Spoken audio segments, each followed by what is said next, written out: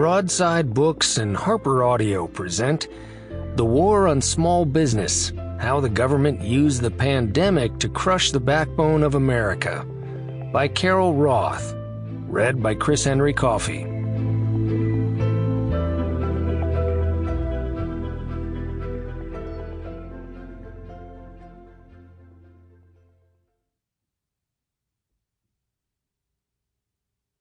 Introduction.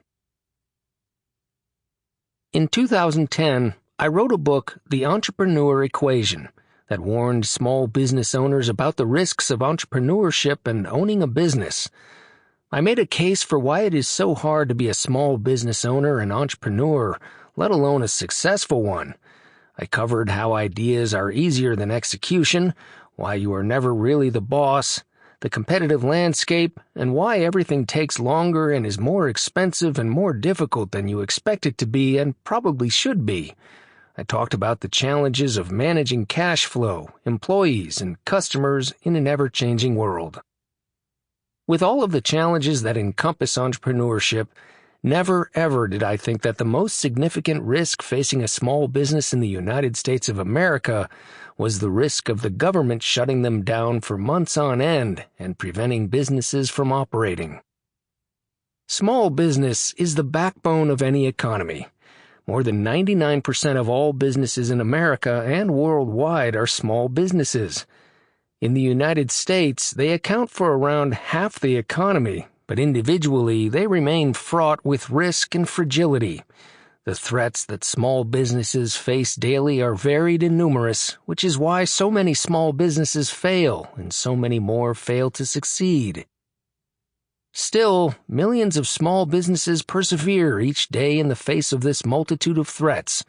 Moreover, the United States attracts entrepreneurs from all around the world because, one, some small businesses grow up to be the biggest companies on the planet, and two, even those that stay smaller can determine and pursue their own definition of success. Small businesses support families, communities, and economic growth. So it is even more staggering to find that the biggest threat not only to their success but also to their existence is the U.S. government. Of course, government has always been an economic impediment to small businesses. City and state permitting policies in cities such as San Francisco and New York City prevent those without huge budgets from even being able to open a business. A 2019 article by the San Francisco Apartment Association says you should have $350,000 to $500,000 in liquid capital because of permit delays just to consider opening certain brick-and-mortar businesses there. Licensing requirements and other laws further slant the ability to start and maintain a business toward those who already have created wealth. Licenses, permits, and other government-mandated business requirements are a cash cow for government and their cronies at small businesses' expense.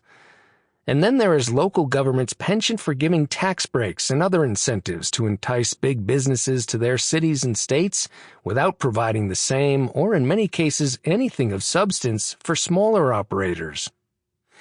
Then came 2020, when governors and mayors alike, particularly in big and blue states and cities, played an all-out nasty, uneven, and rigged game of picking economic winners and losers.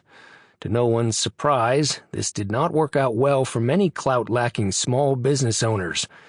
State and local governments decided big retailers could continue to operate while shuttering their smaller competition. Smaller retailers, many of which offered the same or similar goods and services, found their businesses shut down. Small companies were forced to close, and their employees required to stay home, while bigger companies and those that were well-connected could remain open and be the beneficiaries deemed by government mandate to be essential. The War on Small Business is a book about the aftermath of bureaucrats who want to control everything, realizing how hard small businesses are to control. It's a book about the battle between central planning and consolidated power versus decentralization. When the federal government stepped in with its assistance via the coronavirus aid relief. Sample complete. Ready to continue?